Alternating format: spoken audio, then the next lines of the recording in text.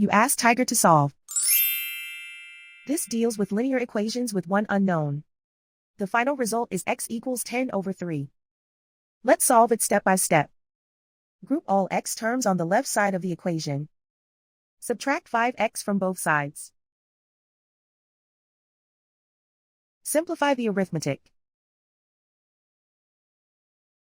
Group like terms.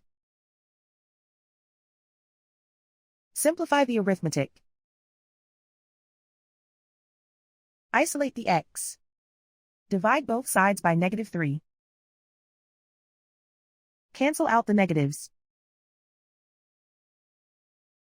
Simplify the fraction. Cancel out the negatives. And so the final result is x equals 10 over 3.